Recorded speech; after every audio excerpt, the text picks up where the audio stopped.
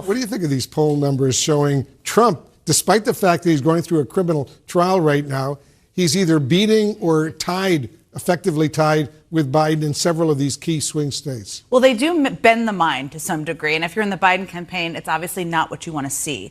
There are some other numbers deeper in the polls that I think they're looking at as potential signs of opportunity, as much as these numbers aren't great for them.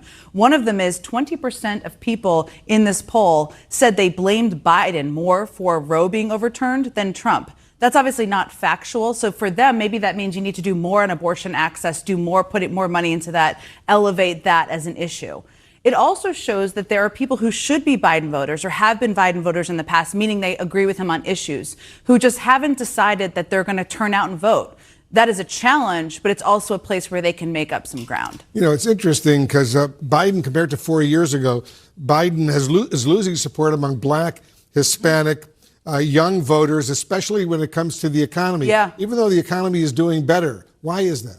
I think there's a couple of reasons. One is you can't tell people how they feel about the economy. And if people feel like the cost of housing is too high or they have student loans they can't repay, they don't want to hear about GDP or data that is looking better. And they also don't want to hear about a long laundry list of accomplishments. Biden has a lot of them. This is more, if they can frame this more about the choice and the contrast and who you're fighting for, that's going to be more of a winning message for them. It's actually similar. You covered the 2012 campaign. I was on the 2012 campaign.